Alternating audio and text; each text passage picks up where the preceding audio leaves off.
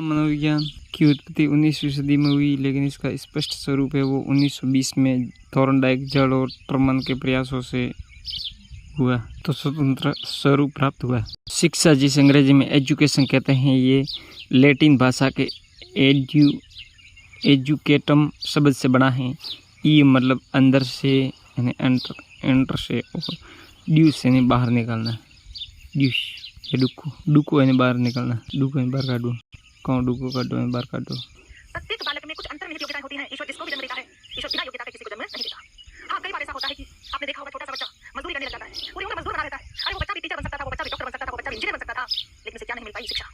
इसलिए अंतर्निहित योग्यताएं अंदर ही दबी रह गई। काश उस बच्चे को भी शिक्षा मिल जाती तो उसकी अंतर्निहित योग्यताएं बाहर निकल करके आती और उसके व्यवहार में क्या होता परिवर्तन। इसके अलावा 3 शब्दों से इसकी उत्पत्ति मानी जाती है। एडुकेटम, एजुकेयर और एजुसियर। इनका अर्थ आगे बढ़ाना, बाहर निकालना या विकास करना होता है। सवाल पूछ ले कि मनोविज्ञान की उत्पत्ति कौन से शब्द से नई हुई, तो हम नई तो देखते नहीं है, और वहाँ एजुकेटम लगा के आ जाता है, जबकि एजु काटा मान लो तो काटा यहाँ सही होगा। एजुकेयर्स होती है, एजुसियर्स होती है। शिक्षा से पहले मनोविज्ञान जरूरी है, क्योंकि मनोविज्ञान है वो बच्चे के व्यवहार के बारे में जानने के लिए सहायक होता है, और व्यवहार जानने के बाद में शिक्षा दी जानी चाहिए। शिक्षा मनोविज्ञान का अर्थ की बात करें तो मानव के व्यवहार का अध्ययन कर उसमें परिवर्तन या परिमार्जन करना ही शिक्षा मनोविज्ञान है। करो एंड करो के अनुसार शिक्षा मनोविज्ञान व्यक्ति के जन्म से लेकर यानी कि शेषावस्था से लेकर वृद्धावस्था तक सीखने के अनुभवों का वर्णन व व्याख्या करता है। स्किनर के अनुसार शिक्षा मनोविज्ञान शिक्षकों की तैयारी की आधारशिला है। सेकंड ग्रेड रीट में तो बताती है स्किनर के इधर तो बड़ा मनोविज्ञान शिक्षक नहीं, परिवार के लिए भी जरूरी है शिक्षा मनोविज्ञान का ज्ञान, जीवन की आधारशिला है। शिक्षा में मनोविज्ञान का जिस टीचर को ज्ञान नहीं होता है वो मार मार के आंख फोड़ देती। शिक्षा मनोविज्ञान वह शाखा है जो मानवीय व्यवहार का शैक्षिक परिस्थिति में अध्ययन करता है। इसके अंदर कहे जो मानवीय व्यवहार है शैक्षिक परिस्थिति में अध्ययन करूँ। शैक्षिक परिस्थिति में विद्यालय में छोकरा व्यवहार है इसके अंदर की। इसके अंदर की तीसरी परिभाषा है शिक्षा मनोविज्ञान सीखने व सिखाने की प्रक्रिया का अध्ययन करता है। लर्निंग एंड टीचिंग की प्रक्रिया का अध्ययन करना है। टीचिंग लर्निंग प्रोसेस की स्टडी करना है, वो इसके अंदर कहता है। कैसे सीखे और कैसे सिखाए इसकी प्रक्रिया का अध्ययन करना। तो तीसरी महत्व चौथी निकली है इसके अंदर के कि शिक्षा मनोविज्ञान वह शाखा है जो शिक्षण एवं अधिगम से संबंधित है, यानी टीचिंग एवं लर्निंग से रिलेटेड है। इसकी प्रोसेस को भी समझती है और इसके रिलेटेड भी है। ये दोनों प्रोसेस की है इसके अंदर की। टीचिंग लर्निंग की बात आ जाता है इसके अंदर, और दोनों से निकल के 2 और आई। मानवीय व्यवहार का शैक्षिक परिस्थिति में अध्ययन, बच्चे का अध्ययन और शिक्षकों की तैयारी की आधारशिला, ये 2 और आई। पील की परिभाषा है कि शिक्षा मनोविज्ञान शिक्षा का विज्ञान है, यानी पील के कि साइंस ऑफ एजुकेशन। शिक्षा मनोविज्ञान क्या है? तो ये साइंस ऑफ एजुकेशन, एजुकेशन की साइंस है, ऐसा पील ने कहा। तो गर्मी लगे science of education. James Drever Dashrath के मनोविज्ञान की वह शाखा है जो शिक्षा में मनोवैज्ञानिक सिद्धांतों को खोज एवं खोजों के प्रयोग के साथ ही शिक्षा की समस्या का वैज्ञानिक अध्ययन से संबंधित है। तो जेम्स ड्रेवर दशरथ के 3 कौन थे? हम शिक्षा के मनोवैज्ञानिक सिद्धांतों, शिक्षा जो मनोवैज्ञानिक सिद्धांत है वही खोज हैं और प्रयोग के साथ शिक्षा की समस्याओं के वैज्ञानिक अध्ययन, शिक्षा की समस्याओं के वैज्ञानिक अध्ययन से संबंधित है। शिक्षा मनोविज्ञान के लिए क्या उपयोगी नहीं? तो शिक्षा का विज्ञान है, ये उपयोगी होता है। शिक्षकों की तैयारी की आधारशिला है, बिल्कुल होता है। मनोवैज्ञानिक सिद्धांतों का प्रयोग होता है, बिल्कुल होता है। समस्याओं का वैज्ञानिक अध्ययन भी होता है, लेकिन यहाँ पर नहीं लिखा, ये गलत है, तो होता है। ये सारे परिभाषाओं से आए। शिक्षा मनोविज्ञान की प्रकृति वैज्ञानिक है, उसका अध्ययन करते हैं जिसका निरीक्षण किया जा सके, इसलिए वैज्ञानिक है। दूसरी बात, शिक्षा को अनुप्रयुक्त व्यवहारिक विज्ञान यानी अप्लाइड बिहेवियरल साइंस भी कहा जाता है। विज्ञान को भी प्रयोग किया जाता है। कैसे? बिल्कुल शिक्षा विज्ञान के अंतर्गत वैज्ञानिक सिद्धांत, वैज्ञानिक नियमों का प्रयोग होता है। तो शिक्षा मनोविज्ञान को क्या कहा जाता है? अनुप्रयुक्त व्यवहारिक विज्ञान। शिक्षा मनोविज्ञान विधायक, सकारात्मक और निश्चित होता है। विधायक विज्ञान माना गया है, सकारात्मक विज्ञान माना गया है, निश्चित विज्ञान माना गया है, जो कि शिक्षा के कब, कैसे और कहाँ आदि प्रश्नों के उत्तर पर ध्यान केंद्रित करता है। कोई बात तो कब हुई, कैसे हुई और कहाँ हुई। इसके अलावा शिक्षा विज्ञान में नियम और सिद्धांत का प्रयोग होता है। उसके जो भी सिद्धांत होते हैं वो सार्वभौमिक होते हैं। आप बताइए, क्या शिक्षा विज्ञान के द्वारा भविष्यवाणी की जा सकती है? भविष्यवाणी की जा सकती है? यस, बिल्कुल। कौन सी भविष्यवाणी? किस उम्र में शादी होगी, एक कोर्ट केस भी होगा, ऐसे भविष्यवाणी की जा सकती है।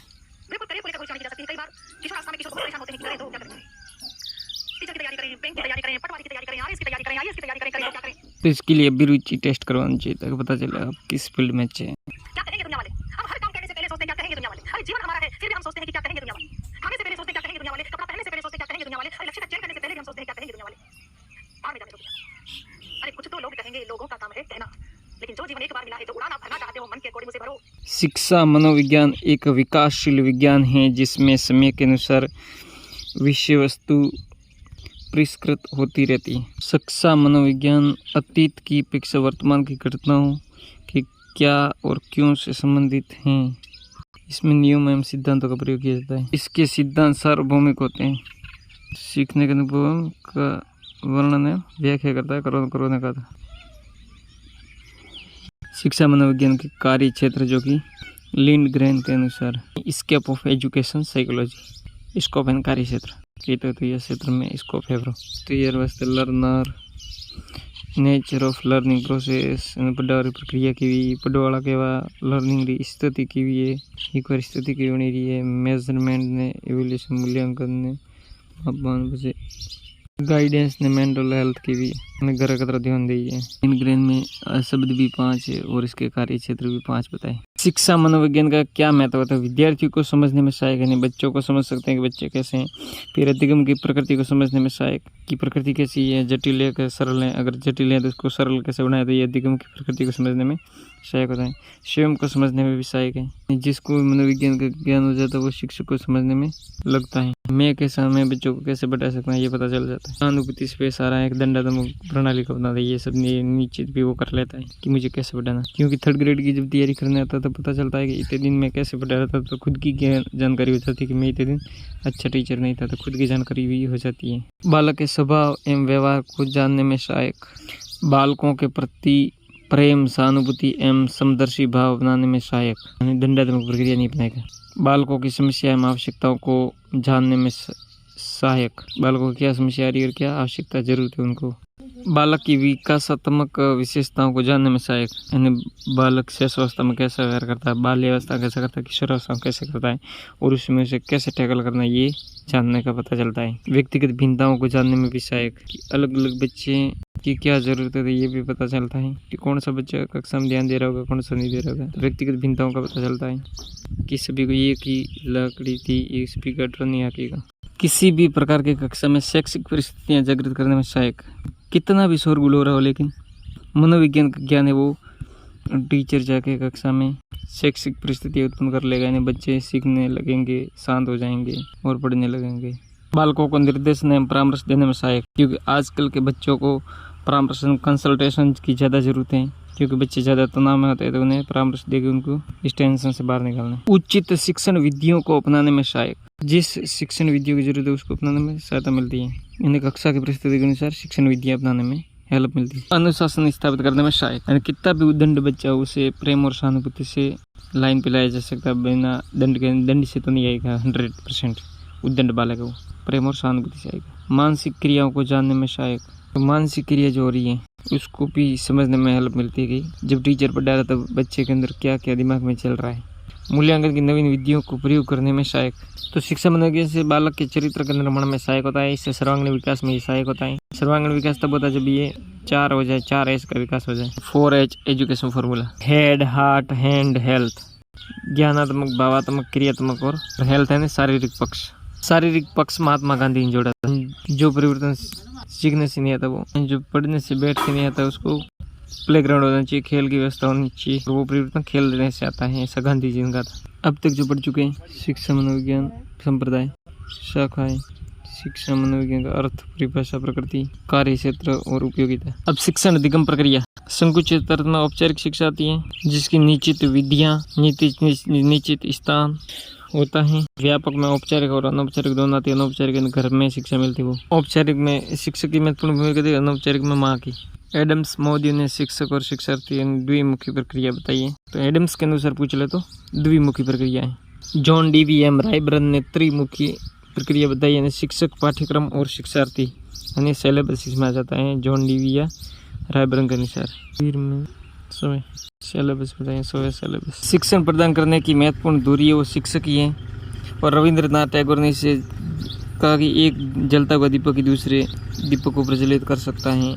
और प्रोबेल ने कहा कि शिक्षक एवं बालोद्यान का कुशल मालिक होता है माली। शिक्षक और शिक्षार्थी के बीच अंतःक्रिया पाठ्यक्रम को लेकर होती है। B.O. स्मिथ के अनुसार शिक्षण क्रियाओं की एक ऐसी विधि है जो सीखने की उत्सुकता जागृत करती है। B.O. स्मिथ के अनुसार शिक्षण उद्देश्य केंद्रित क्रिया है। तो हमारा तो शिक्षा की एવી क्रिया है જે શીખવાની ઉત્સુકતા જાગૃત કરે, માંથી ક્યુરિયોસિટી उत्पन्न થાય। બીજી વાત रे हमारे तैयारी के उद्देश्य केंद्रित क्रिया है। नियर को उद्देश्य है अगर उद्देश्य शिक्षण नहीं था तो टीचिंग उद्देश्य न कर ले। हैंडबुक ऑफ रीचर्स टीचिंग, तो रीचर्स टीचिंग की हैंडबुक के अंदर जो परिभाषा लिखी है कि टीचिंग एक प्रकार की अंतर्वैयक्तिक प्रभाव है जो दूसरे व्यक्ति के व्यवहार को परिवर्तित करने के उद्देश्य से किया जाता है। तो अंतर्वैयक्तिक प्रभाव यानी एक आदमी बीजा पर आदमी वाला प्रभाव छोड़ा है जो व्यक्ति के व्यवहार में परिवर्तन करे, जो उद्देश्य थी करे। बर्ट के अनुसार शिक्षण अधिगम हेतु प्रेरणा पथ प्रदर्शन और प्रोत्साहन है। तो बर्तो काला को बर्तो के शिक्षण अधिगम हेतु प्रेरणा मोटिवेशन पथ प्रदर्शन रास्तों ने प्रोत्साहन दे। थाइन के अनुसार थाइन खंगारो थाइन के अधिगम में वृद्धि करना ही शिक्षण है। शीखवार में वृद्धि करवी ने शीखवान વધારવું शिक्षण है। मार्च अपना एकदम हीखवा वाला हीखा धंधो। ऑफ ने डंकन के अनुसार शिक्षण 4 चरणों वाली प्रक्रिया है। ऑफ ने डंकन दिखो न फोन दिखो, तो शिक्षण 4 चरणों वाली प्रक्रिया है। योजना है, निर्देश ने मापन है, मूल्यांकन। पहले योजना बनाओ, પછી निर्देश दियो, પછી मापन करो, मूल्यांकन करो। मापो बीको। आई के डेविस के अनुसार दीवीलाल के शिक्षण की 4 अवस्थाएं। पहली नियोजन, फिर व्यवस्था, फिर अग्रसरण, फिर नियंत्रण। तो नियोजन, व्यवस्था, अग्रसरण ने नियंत्रण। तो आई के दीवीलाल के नियोजन पहले योजना बनावी, व्यवस्था ने व्यवस्थित करवा, सबने प्रस्तुत करवा, પછી अग्रसरण प्रस्तुति करवी, प्रस्तुति करिए नियंत्रण रखवा। अतरो ज बोलવું जरूरत है, वे ज़्यादा नहीं बोलवा दीवीलाल।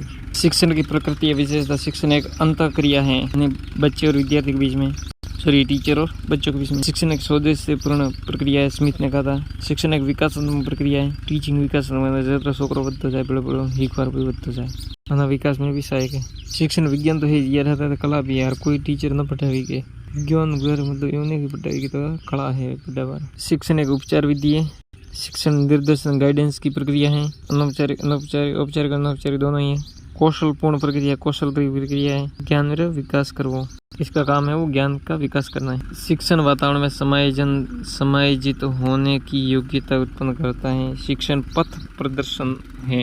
शिक्षण एक तार्किक क्रिया है। शिक्षण त्रिमुखी प्रक्रिया है। शिक्षण का मापन भी किया जा सकता है, शिक्षणों का सुधार भी किया जा सकता है। शिक्षण छात्र एवं अध्यापक के मध्य स्वस्थ एवं मधुर संबंध स्थापित करता है। बच्चे एक्साइटेड होते हैं तो टीचर एक्साइटेड हो जाता है, टीचर एक्साइटेड है तो बच्चों को एक्साइटेड कर देता है, तो इससे मधुर संबंध हो जाते हैं। किसी भी प्रकार की शिक्षा का मुख्य उद्देश्य अधिगम को प्रभावित करना होता है। शिक्षण अधिगम प्रक्रिया को प्रभावित करने वाला कारक, जो शिक्षण के उद्देश्य शिक्षक कक्षा में आने से पहले कर देता है, कौन कौन से उद्देश्य है, क्या क्या पढ़ाना है, इसने मन में आया और वो पढ़ाने लग गया। कक्षा में आगे डिसाइड करेगा, कभी टेंस कभी परिपोषण ऐसा करेगा। अगर टीचर को उद्देश्य का पता नहीं तो वो उस नाविक के समान है कि नाव को कहाँ ले जाना उसको पता ही नहीं। दूसरी बात, कक्षा की संवेगात्मक स्थिति, यानी टीचर और बच्चों के बीच में भावनात्मक जुड़ा होना चाहिए, और वो होता है विश्वास से। अगर बच्चों का विश्वास टीचर पे होता है तो टीचर का कॉन्फिडेंस है वो और बढ़ जाता है। टीचर पूरी कोशिश करता है बच्चों के विश्वास पर खरा उतरने की। कक्षा का मनोवैज्ञानिक वातावरण, पढ़ाई सजा नहीं बल्कि खेल जैसे लगनी चाहिए। कक्षा का वैज्ञानिक वातावरण होना चाहिए। भौतिक सामग्री एवं शिक्षण सामग्री जैसे बोर्ड है कि नहीं, चौक वगैरह है कि नहीं, खेल के मैदान है कि नहीं। शिक्षक का व्यक्तित्व एवं कुशलता, मंद बुद्धि का बालक है वो शिक्षण सामग्री होगी तो अच्छे से देख के समझ लेंगे।